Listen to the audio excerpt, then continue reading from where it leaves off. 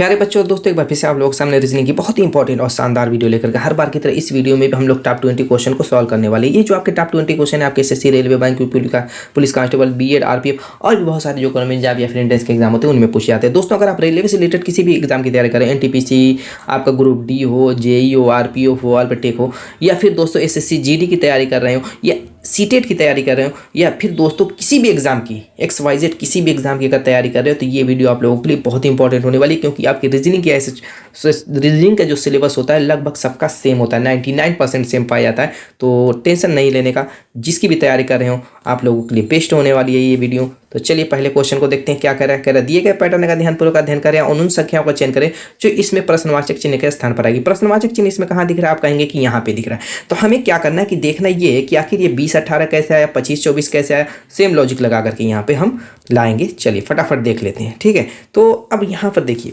Left side पहले देखिए, यहाँ पे चतुर्भुज बना हुआ है, यहाँ पे त्रिभुज बना हुआ है, ठीक है। चतुर्भुज है, चतुर्भुज की जगह पर 20 दिया हुआ है, त्रिभुज की जगह पर 18 दिया हुआ है। ऐसे सोचिए, चतुर्भुज की जगह 20 दिया हुआ है, त्रिभुज की जगह 18। आखिर आया कैसे? क्योंकि आप जानते हैं कि चतुर्भुज में 4 भुजा होती है और उसकी जगह 20 दिया हुआ है। चतुर्भुज में जब 4 भुजा होती है तो 20 लाने के लिए 5 का गुणा करना पड़ेगा, तब तो 20 आएगा। ऐसे त्रिभुज है, त्रिभुज में 3 भुजा होती है और वहाँ पे 18, यानी इसमें 6 का गुणा करेंगे तब 18 आएगा।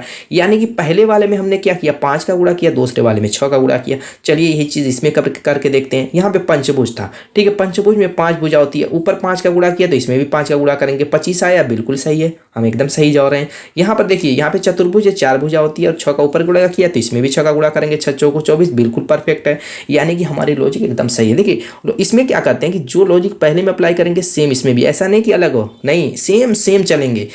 अलग हो गई तो गलत हो गया, समझ गए। और सेम पे आ गया तो समझ लिया आप सही जा रहे हैं। अब यहाँ पे देखिए षटभुज है, षटभुज 6 लिखेंगे, 6 भुजा होती है और सब में 5 का गुणा किए तो इसमें 5 का गुणा करेंगे। ऐसे ही त्रिभुज है, 3 लिखेंगे, सब में 6 का गुणा किए तो इसमें भी 6 का गुणा करेंगे। चलिए 56 30 हो गया और ये 36 के 18, यानी 30-18 आपका आंसर हो जाएगा। Option A is the right answer. अगले क्वेश्चन की तरफ चलते हैं।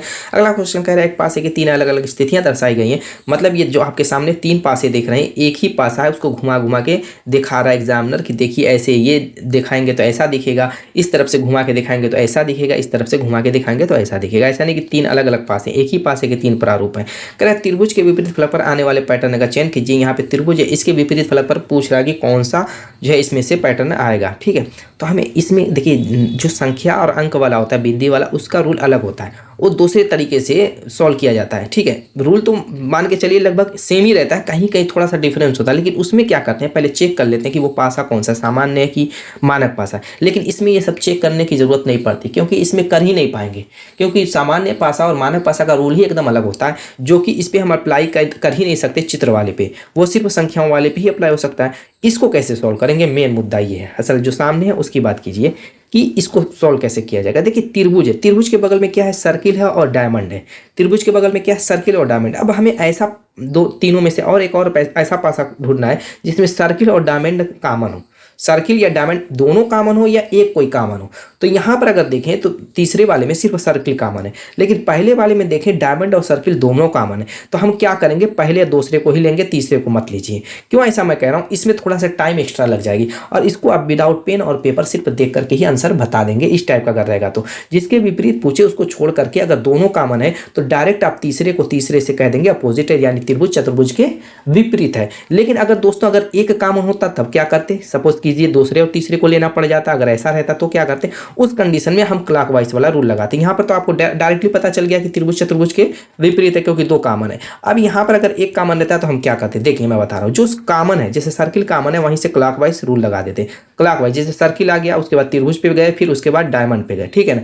उसके बाद यहाँ पर भी जो कॉमन है वहीं से क्लॉकवाइज रूल इस तरीके से घुमा देते। तो सर्किल पे गए, फिर चतुर्भुज पे गए, फिर आपका ईटा पे गए, ठीक है। अब यहाँ पर दोस्तों जो जिसके अंदर आएगा जाएगा वो उसके विपरीत होगा, कॉमन वाले को छोड़ करके। अब यहाँ पर भी देखिए त्रिभुज चतुर्भुज के विपरीत आया, इस विधि से भी आया, उससे भी आया। तो इसमें टाइम लगी कि नहीं लगी, और उसमें कुछ टाइम आपकी नहीं लगने वाली थी। तो दोस्तों चतुर्भुज क्या हो जाएगा, आयत दिया हुआ, चूंकि चतुर्भुज नहीं है ये आयत मानी, क्योंकि ऑप्शन में चतुर्भुज नाम नहीं है, आयत नाम है। तो उससे समझ देखिए, इन सारी चीज़ों पे भी आपको ध्यान देना है। अब आप ढूंढने लगेंगे चतुर्भुज कहाँ है, नहीं चतुर्भुज नहीं, ये आयत समझिए, आयत है। Option B is the right answer. सारी बात समझ में आ गई कि नहीं, हाँ या ना, क्लियर, दिक्कत कोई नहीं। नेक्स्ट अगला क्वेश्चन यहाँ पर कह रहा है कि ये आपका है कि पार्श्व दर्पण छवि क्या होगी।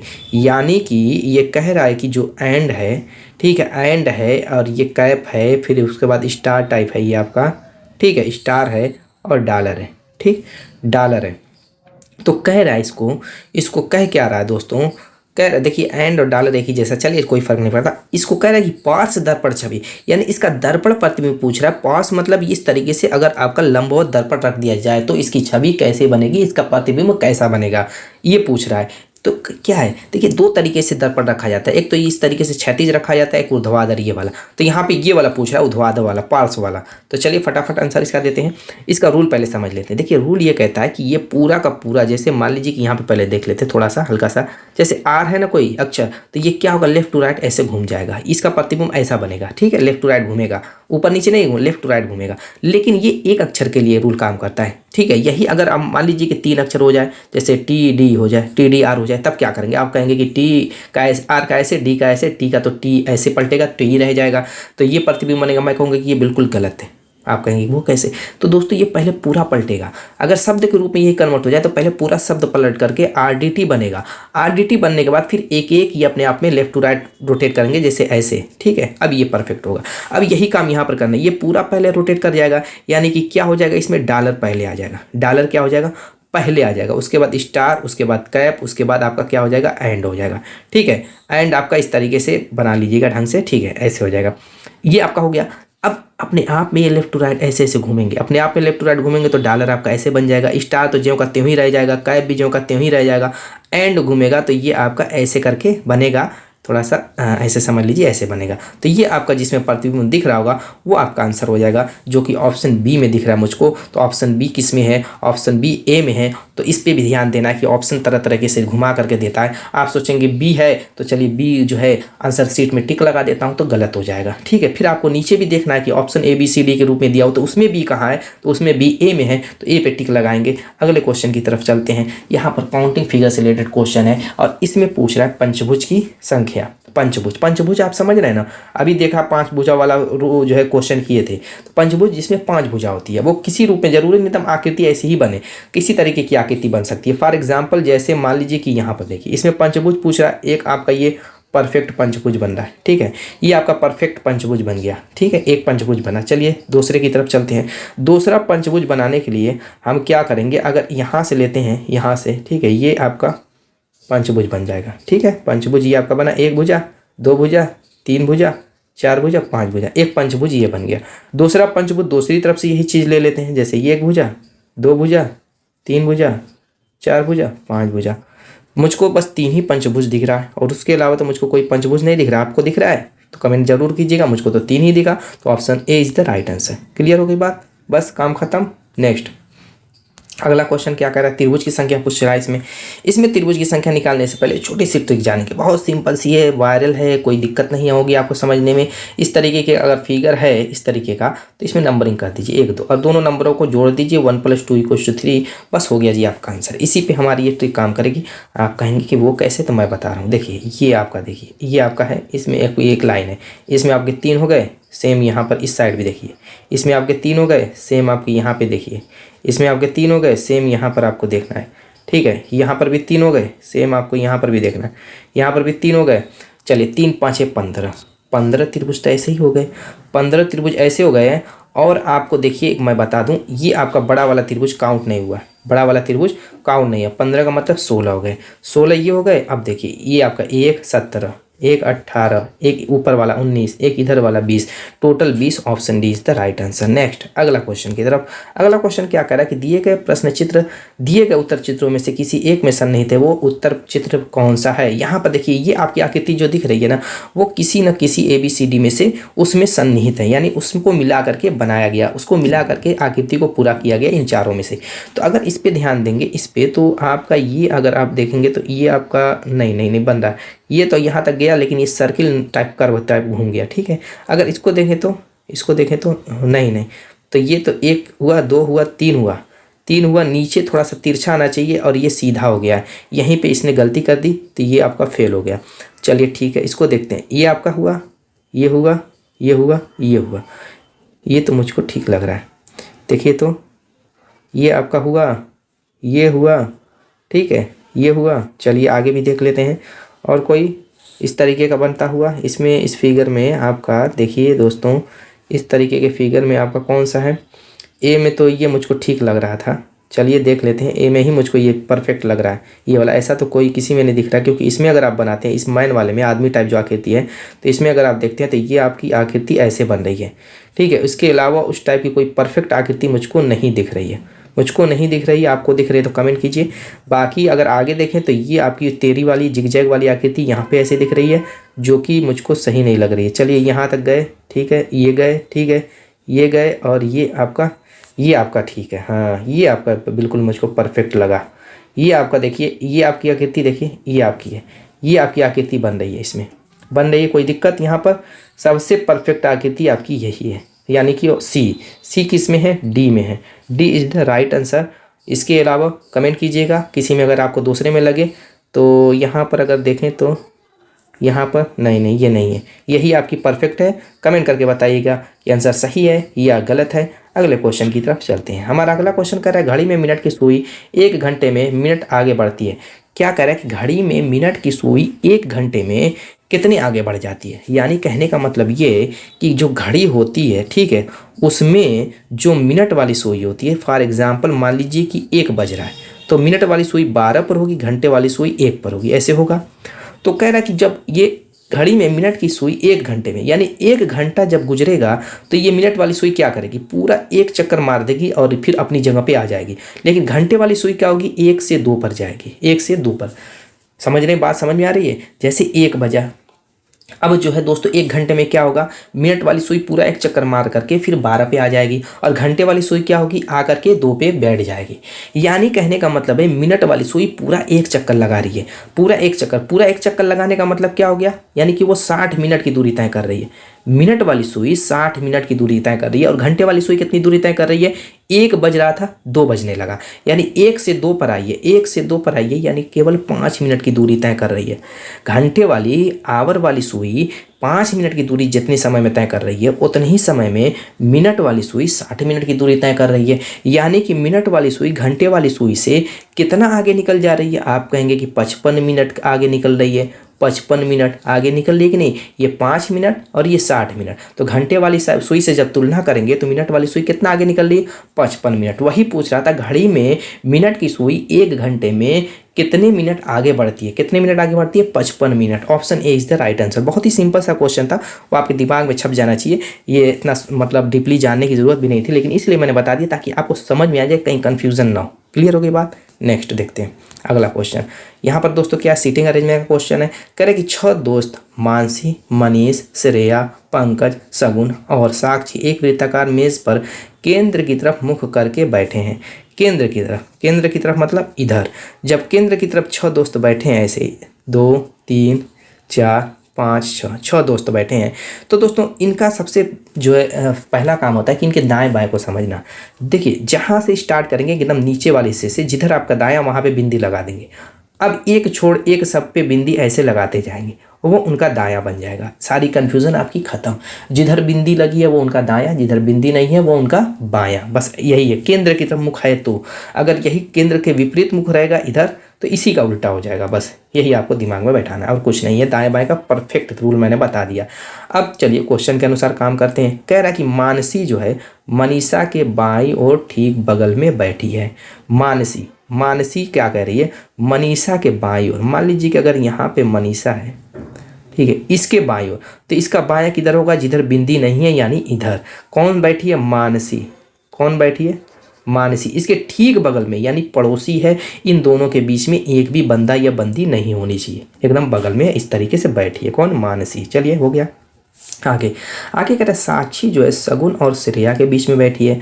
अब चूंकि यहाँ पे जगह 4 बची है और बंदे 3 सेट कर रहा है, तो इनको हम छोड़ देंगे, अभी नहीं सेट करेंगे। क्यों, क्योंकि समझ ही में नहीं आपको साक्षी यहाँ रखें, साक्षी यहाँ रखें, साक्षी यहाँ रखें, कहाँ रखें, किसको। सगुन तो मान लीजिए श्रेया और साक्षी और सगुन और श्रेया। साक्षी को क्या कह रहा है, सगुन और श्रेया के बीच में कह रहा है, तो हमें सगुन और श्रेया की सही पोजीशन पता नहीं है, तो इसको अभी एक लाइन इसको हम ऐसे ही छोड़ देंगे। इसको हम क्या करेंगे, जो समझ में ना आए लाइन उसको छोड़ दीजिए, ठीक है। क्योंकि जब ऑटोमेटिकली एक दूसरे का कनेक्शन बनेगा तो सब सेट हो जाएंगे। तो इसको अभी छोड़िए और आगे पढ़िए। आगे क्या कह रहा है, मनीष जो है मनीष और शगुन के बीच में केवल 2 व्यक्ति बैठे हैं।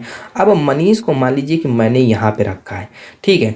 कह रहा है कि मनीष और शगुन की, अगर मैं शगुन को जब तक यहाँ पे नहीं रखूँगा शगुन को, तब तक इधर से भी देखिए 2 बंदे हैं मनीष और शगुन के बीच में, इधर से भी 2 बंदे हैं, दोनों तरफ से मनीष और शगुन के बीच में 2 बंदे हैं। तो हमें कोई कन्फ्यूज़न ही नहीं है इस शगुन को कहाँ रखना है। शगुन को डायरेक्ट हम यहाँ पर रख देंगे तो मनीष और शगुन के बीच में दोनों तरफ से लेफ्ट और राइट दोनों साइड से अगर देखेंगे तो 2-2 बंदे हो जाएंगे, जो कि क्वेश्चन में कह रहा है कि मनीष और शगुन के बीच में केवल 2 व्यक्ति हैं।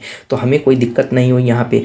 अब जो लाइन हमने छोड़ा था उसको अब उठाएंगे, क्योंकि शगुन एक आ गया, एक कड़ी जुड़ चुकी है, तो अब जोड़ना आसान हो जाएगा। क्या कह रहा है, साक्षी जो है शगुन और श्रेया के बीच में बैठा है।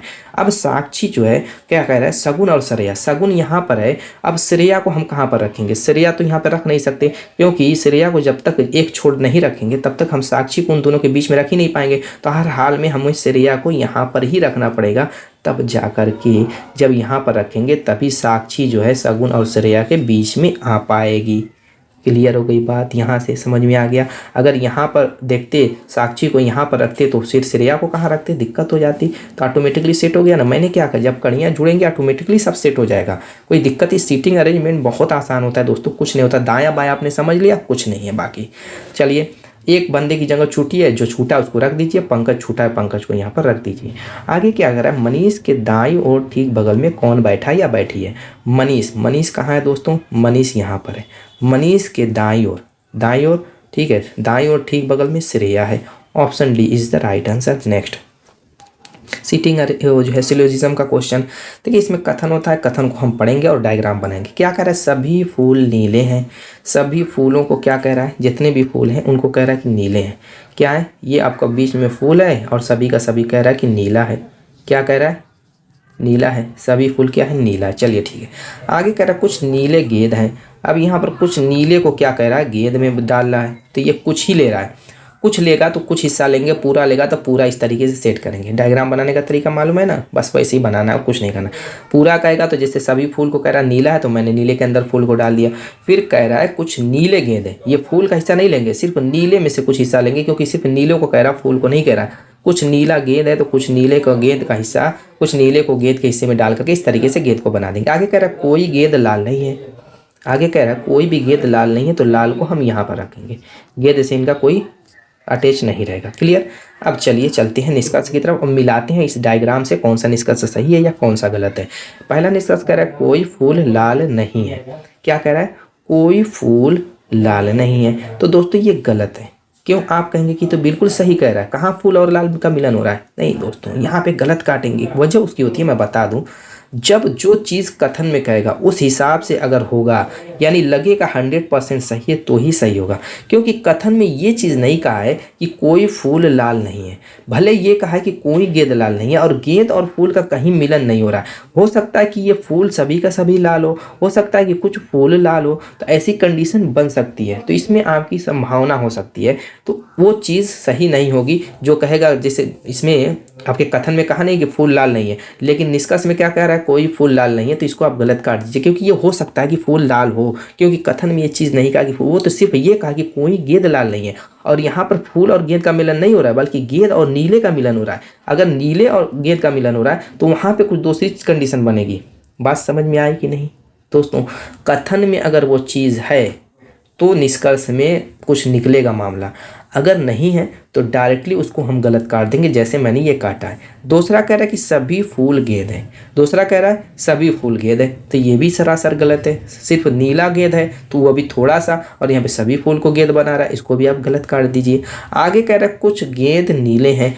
कुछ नीला जब गेंद है तो कुछ गेंद नीले नहीं हो सकते, ये तो बिल्कुल सही है। सिर्फ एक ही तीसरा सही है, तो केवल थर्ड पालन करता है। Option A is the right answer. Clear हो गई सारी चीज़ें इसमें। देखिए मैंने सारी चीज़ें इसमें डाल दिया, कन्फ्यूज़न वाला भी पार्ट है और जो आसान पार्ट था वो भी है। समझ में आ गई बात। नेक्स्ट अगला देखिए, ये भी डायग्राम से रिलेटेड क्वेश्चन है। इसमें क्या कर रहा है, निम्नलिखित वेन आरेख का ध्यानपूर्वक अध्ययन करें और उसके आधार पर पूछे गए प्रश्न का उत्तर दें। यहाँ पे देखिए रेजिडेंशियल किसको बना रहा है, इस वर्ग को क्या बना रहा है, रेजिडेंशियल। चलिए ठीक है। आगे क्या कह रहा है, इंस्टीट्यूट, ये षटभुज को इंस्टीट्यूट बता रहा है। चलिए ठीक है। ये भी हॉस्पिटल किसको बना रहा है, ये पतंगा वाला वर्ग टाइप है, इसको बना रहा है। चलिए ठीक है। और वो क्या है, इसको सुपर स्पेशलिटी किसको बना रहा है, इस पंचभुज को बना रहा है। चलिए ठीक है, अब इसको ध्यान से पढ़िए, नीचे वाले हिस्से को। क्या कह रहा है, कितने आवासीय सुपर स्पेशलिटी हॉस्पिटल संस्था है, यानी कि कितने आवासीय residential super speciality hospital institute हैं। यानी कि इसमें ध्यान दीजिए कि रेजिडेंशियल का भी नाम आ गया, सुपर स्पेशलिटी का भी नाम आ गया, हॉस्पिटल का भी नाम आ गया और इंस्टीट्यूट का भी नाम आ गया। यानी कि इन चारों प्रकार की आकृतियों से घिरे हुए हिस्से को हमें देखना है कि कौन सा वो हिस्सा है। तो अगर आप ध्यान देंगे तो वो हिस्सा आपको ये दिखेगा, जिसमें आपका षटभुज, पंचभुज और दोनों प्रकार के चतुर्भुज मिले हुए हैं, और उसमें घिरा हुआ है नंबर 9। तो option A is the right answer. थोड़ा सा ये जटिल फिगर था, इसीलिए मैं लाया। बहुत आसान इसमें आप जानते हैं क्वेश्चन होता है, बहुत इजी होता है, कुछ होता ही नहीं है। तो इसीलिए थोड़ा सा मैं डिफिकल्ट कराने की कोशिश करता हूँ, क्योंकि आसान तो सभी कर लेते हैं। यहाँ पर अगला क्या कह रहा है कि निम्नलिखित शब्दों के लिए सबसे उपयुक्त व्यवहार है। शिमला मिर्च, चटाई चूहा। शिमला मिर्च एक प्रकार की सब्जी रखिए, एक प्रकार की सब्जी है। चटाई जिसमें हम बैठते हैं, चूहा एक जानदार चीज़। तो ये तीनों की तीनों तो भिन्न है। जब तीनों भिन्न है तो भिन्न वाले पे लगाइए। ये तो 1 सेकंड का आंसर था। नेक्स्ट, यहाँ पर दोस्तों क्या है, गणितीय संग्रह। कह रहा है प्रतीकों के उपयुक्त सेट का चयन करें। कह रहा है कि इसके बराबर 82 कैसे बन सकता है। किसके बराबर, देखिए 44 अलग दिया हुआ है, 4 अलग दिया हुआ है और 7 3 नंबर है, तो 4 और ये 75 होगा। 44 4 75 इस तरीके से ये नंबर दिए हुए हैं। ठीक है, अब हमें क्या करना है, इनको ऑप्शन से सेट करना है, ऑप्शन से सेट करना है। यहाँ पे दोस्तों गड़बड़ हो गया। गड़बड़ ये हो गया कि ये 7 अलग दिया हुआ है और 5 अलग दिया हुआ है। ठीक है, इस तरीके से, क्योंकि 44 और 75 में तो 82 लाना मुश्किल हो जाता है। चलिए इस तरीके से 44 है, 4 है, 7 है, 5 है और 3 चूंकि सिंबल समेत दिए हुए 3 चिन्ह है, तो उस हिसाब से ऐड करेंगे तो 3 चिन्ह इस तरीके से ऐड हो जाएंगे। तो इस तरीके का ही नंबर है 44 4 7 5। ठीक है, अपने दिमाग से भी कुछ सेंस लगा लेना है। ठीक है, वरना अगर ऐसे करते 75 कर देते तो यहाँ पर सिर्फ 2 ही चिन्ह यहाँ पे आ सकते थे, तीसरा फिर क्या करते हैं। ठीक है, बात समझ में आ गई। चलिए ठीक है, तो यहाँ पे कुछ चीज़ें कंफ्यूज में डाल देती हैं कि कहाँ चिन्ह घुसाएंगे। 44 को थोड़ा सा मिलाया हल्का सा, 4 7 5 में गैप दिया है, पता चल रहा है कि 4 7 5 अलग है, 44 एक में है। आंसर क्वेश्चन से भी पता चला। चलिए अभी क्या करेंगे, देखिए इसको सॉल्व कैसे करेंगे। हमें लाना 82, हम ऑप्शन से उठाएंगे और चिन्हों को रखेंगे। जैसे गुणा माइनस है, पहले गुणा है तो गुणा रखेंगे, माइनस है माइनस रखेंगे और भाग है भाग रखेंगे, बस हो गया काम। इसको हम चेक करेंगे 82 आ जाएगा कि नहीं। तो पहले भाग देते हैं, भाग यहाँ पे जा नहीं रहा है तो 7/5 इसको कर दीजिए, माइनस भाग ना जाए उसको बट्टे के रूप में दो। अब इस 44 से हम क्या करेंगे, इसमें गुणा कर देंगे। बोर्ड मास रूल लगा रहा हूँ, बोर्ड मास रूल मैं लगा रहा हूँ, पता है कि नहीं। बोर्ड मास रूल, बी से ब्रैकेट, ओ से ऑफ किया जाता है और चिन्हों में पहले डी से डिवीजन, एम से मल्टीप्लिकेशन, ए से एडिशन, एस से सब्सट्रैक्शन, इस क्रम में हम इसको तोड़ते हैं। तो चलिए हो गया 4 चौक को 16, 4 चौक को 16 1 17, कितना हो गया 176। और ये आपका दोस्तों सेट नहीं हो रहा, मुझको तो लग रहा है ये सेट नहीं होगा, क्योंकि ये आएगा दशमलव में, ये आएगा दशमलव में आना चाहिए 82। छोड़िए इसको, अब दूसरे को ले लेते हैं। 44 यहाँ पे देखिए, इसको लेंगे 44 प्लस हो जाएगा। ठीक है, प्लस के बाद 4 रखेंगे, फिर भाग हो जाएगा, फिर 7 रखेंगे, फिर माइनस हो जाएगा 5। तो यहाँ पर भी भाग देंगे तो दशमलव में ही मामला सेट हो रहा है। इसको भी छोड़िए, मुझको ये भी गलत लग रहा है। उसके बाद 44 लेंगे, फिर तीसरे पे हम आ रहा हूँ सी पे। इसी तरीके से फास्टली आपको चेक करना है दोस्तों। 4 माइनस 7/5, यहाँ पर दोस्तों अगर भाग देते हैं तो भी वही मामला मुझको सेट हो रहा है, तो इसको भी हम काट देंगे। अब चौथे को लेते हैं, चौथा सेट आएगा सही, क्योंकि 44 भागे यहाँ पर 4 दे दिया, 4 से 44 कट जाएगा। उसके बाद गुणा है 7 है, उसके बाद प्लस है 5 है, वही जहाँ पर करेंगे तो 11 आएगा। 11 7 से 77, 5 82, यानी option D is the right answer. Clear. Next अगला देखिए, आजकल मैं देख रहा हूँ कि एग्जाम में इस टाइप के ब्लड रिलेशन के क्वेश्चन पूछ रहा है। यूपी पुलिस के एग्जाम का जो पेपर उठाएंगे, यूपी पुलिस कांस्टेबल का जो एग्जाम हुआ था उसमें इस टाइप के भी पूछता है, और आपके रेलवे के एग्जाम में भी बहुत ज़्यादा ये क्वेश्चन पूछ रहा है, इस टाइप के ब्लड रिलेशन के क्वेश्चन। तो ये बहुत आसान होता है, बहुत मुश्किल नहीं होता है। ये मत सोचिएगा कि ये थोड़ा जटिल है, पढ़ने में समझने में थोड़ा सा टाइम लगेगी, प्रैक्टिस आपकी रहेगी तो बहुत आसानी से आप कर लेंगे। जैसे कह रहा है कि MO इज ग्रेटर, NO का अर्थ है कि MO NO की पुत्री है। ध्यान दीजिए, इस चिन्ह का अर्थ निकल रहा है पुत्री का। MO हैश NO का अर्थ है, कह रहा है MO NO का पिता, यानी हैश का अर्थ निकल रहा है पिता का। MO डॉलर NO का अर्थ कह रहा है MO NO की माँ है, यानी कि डॉलर का अर्थ निकल रहा है माँ का। MO बटा NO का अर्थ कह रहा है MO NO का भाई, यानी बटे का अर्थ निकल रहा है भाई का। तो कह रहा है उपरोक्त के आधार पर दिए गए PO का KO से क्या संबंध, यानी PO और KO का संबंध पूछ रहा है। तो आपको करना क्या है, देखिए PO है ना, PO लिखिए, PO लिखिए। यहाँ पर डॉलर है, डॉलर का तो क्या कह रहा था, PONO का था क्या, MONO की माँ है, यानी PO क्या हो जाएगी, QO की माँ हो जाएगी। यहाँ से हमने पता लगा लिया, बस ऐसे ही आप भी कीजिएगा। तो डायरेक्ट आप करेंगे, लेकिन यहाँ पे मैं समझाने के लिए एक लाइन मैं लिख रहा हूँ ताकि आपको समझ में आ जाए, कन्फ्यूजन ना हो। फिर आप इस पोजीशन को देखिए आपने पहले देखा PO डॉलर QO को, ठीक है, तो PO निकल गई QO की माँ, ठीक है। अब QO हैश RO को हम देखेंगे, एक को छोड़ देंगे डॉलर के साथ। अब QO हैश RO, हैश का मतलब क्या कह रहा है, MONO का पिता है, यानी QO क्या हो जाएगी, RO की पिता हो गया, QO RO का पिता हो गया, ठीक है। अब एक इसमें से हाश को छोड़ देंगे और RO को बटा TO को लेंगे, RO बटा TO को, बटा क्या करे भाई, यानी RO क्या है, TO का भाई है। समझिए दोस्तों, बहुत आसान है, कुछ है नहीं।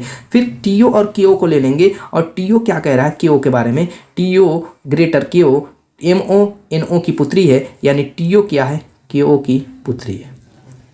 अब बताइए KO और PO का संबंध क्या है, चलिए देखते हैं। अब यहाँ पर देखिए PO क्या है, PO क्या है, KO की माँ है, और KO क्या है, RO का पिता, RO का पिता, RO जो क्या है TO की क्या है, TO का भाई है। तो दोस्तों TO जो है KO की क्या है, पुत्री है। ये दोनों क्या हो जाएंगे, RO TO। जब ये RO TO का भाई है तो RO तो भाई हो जाएगा, लेकिन TO जब KO की पुत्री है तो बहन हो जाएगी। ये RO TO भाई बहन हो गए, और KO की पुत्री है। चूंकि QO जो है RO का पिता है, तो दोस्तों KO जो है इसकी जो है माता हो जाएगी। इन दोनों की दोनों भाई बहन हो गए, तो KO जब पिता हो गया और TO जब KO की पुत्री है, तो हर हाल में KO इसकी क्या हो जाएगी, माता हो जाएगी। पता चल गया क्या हो गई, KO पति पत्नी हो गए। ये दोनों तो पति पत्नी हो गए, ये दोनों पति पत्नी हो गए। चलिए ठीक है, ये दोनों पति पत्नी हो गए। हमें निकालना है KO PO में, चूंकि PO KO की जब माँ है, तो दोस्तों ये KO जो है PO की क्या लगेगी। अब यहाँ पर ऑप्शन चेक कीजिए, क्या है, पति की माँ, बिल्कुल सही है। क्या होगी, KO जो है PO की पति की माँ हो जाएगी। PO जो है KO की क्या हो जाएगी, वही ना पूछ रहा है, PO का KO से क्या संबंध है, यानी PO जो है KO की क्या लगेगी, तो PO KO के पति की माँ लगेगी। Option A is the right answer. बाकी पुत्र की पत्नी, पति की बहन, पिता की बहन, बिल्कुल गलत, पति की माँ लगेगी। परफेक्ट है, यहाँ से कोई डाउट नहीं हुआ होगा। बस ये एक लाइन आपको समझना चाहिए, ठीक है। ये बात समझ में आ गई कैसे ब्लड डोनेशन के इस टाइप के क्वेश्चन को सॉल्व करते हैं, कोई दिक्कत। नेक्स्ट अगले क्वेश्चन को, यहाँ पर क्या कह रहा है, दिशा दूरी, फटाफट इसको देखते हैं। दाईं साइड पूरब, बाईं साइड पश्चिम, नीचे दक्षिण, आपका ऊपर उत्तर। चलिए ये आपका मैप दिमाग में बैठा लीजिए और फटाफट क्वेश्चन को सॉल्व कर लेते हैं। कह रहा है पारुल उत्तर की ओर चलना शुरू करता है। किधर दोस्तों, उत्तर की ओर। उत्तर किधर है, इधर है। कह रहा है 300 मीटर चलने के बाद वो दाएं मुड़ता है। 300 मीटर मान लीजिए यहाँ से चला, ये इसका होम था, घर था। यहाँ से वो उत्तर की ओर 300 मीटर चला और दाएं मुड़ गया। उत्तर की दिशा में जिधर आपका दायां है उधर ही मुड़ेंगे, क्योंकि जिधर आपका दायां होता है उधर उसका दायां, जिधर आपका बाएं उधर बाएं। कह रहा है कि और 400 मीटर चली, 400 मीटर वो चली दाईं ओर मुड़ करके। क्लियर।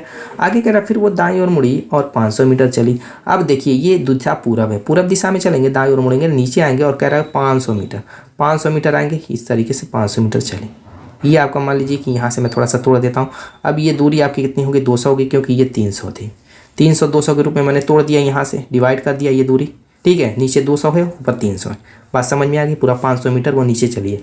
आगे कह रहा है फिर वो बाएं मुड़ी और 200 मीटर चली। अब ये नीचे की जो दिशा है दक्षिण है, बाएं कहेगी तो आप दाएं अपने चलेंगे। दाएं चल रहा है, कितना चल रहा है, 200 मीटर। 200 मीटर दाएं चली।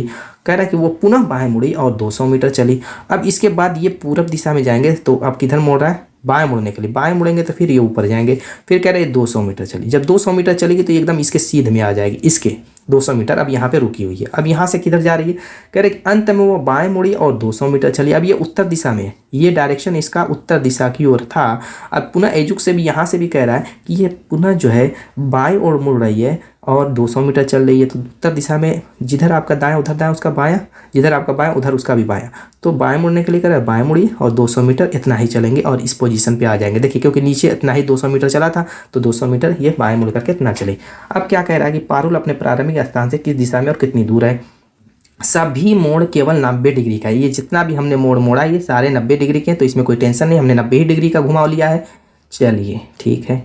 तो कह रहा है कि यहाँ पे जो आपका पहुँच गई है मंजिल पे, यहाँ से यहाँ तक कि ये होम था, यहाँ से स्टार्टिंग पॉइंट से नहीं, तो ये दूरी आपकी ये 400 थी, इसी के बराबर हो जाएगी ये दूरी। तो ये 400 दूरी होगी और दिशा कौन सी होगी, ये वाली दिशा है, ये पूरब दिशा होगी। 400 मीटर पूर्व में। Option B is the right answer. Next अगला अगला बड़ा शानदार क्वेश्चन है, कह रहा है निम्नलिखित विकल्पों में से प्रश्नवाचक चिन्ह के स्थान पर यहाँ पे ये कैसे करेंगे। देखिए जो आपका पजल वाले क्वेश्चन होते हैं थोड़ा सा कन्फ्यूजन ये होती है कि हम लॉजिक इधर से चलें किधर से ढूंढें किधर से, समझ में नहीं आता। तो इसमें थोड़ा सा अलग है। अलग का मतलब अगर थोड़ा सा मैथ के एक्सपर्ट हैं तो आपको समझ में आ जाएगा सेकेंडों में, ट्रिपलेट अगर आप जानते हैं तो। जैसे मान लीजिए कि मैं इस लाइन को लेता हूँ, ठीक है, इस लाइन को मैं लूँगा तो 13 का स्क्वायर 169 होता है, 12 का स्क्वायर 144 और 5 का स्क्वायर 25। ट्रिपलेट का मतलब कर्ण का वर्ग बराबर शेष दो भुजाओं के वर्गों के योग के, यानी 169 बराबर होना चाहिए इन दोनों के वर्गों के योग के। तो बिल्कुल सही है, जोड़ लीजिए 5 4 9 4 2 6 1, 169 आ रहा है। सेम काम यहाँ पर भी होना चाहिए। 17 का स्क्वायर आप कहेंगे 289 बराबर होना चाहिए 15 के स्क्वायर के 15 15 225 और 8 के स्क्वायर के 28 64, दोनों के जोड़ने पे देखिए जोड़ लीजिए बिल्कुल सही है। तो यहाँ पर भी यही चीज़ होनी चाहिए। जैसे मान लीजिए कि यहाँ पर 291 29 का स्क्वायर करेंगे 841 होगा, 21 का स्क्वायर 441 प्लस 20 का स्क्वायर 400, जोड़ के देख लिया 841 आ गया। तो यहीं पे लॉजिक लगा दीजिए। 25 का स्क्वायर दोस्तों होता है कितना 625, चलिए ठीक है। और 24 का स्क्वायर कितना होता है आपका 576, ठीक है। और यहाँ पर हमें पता नहीं, इसको x मान लेते हैं यानी x का स्क्वायर।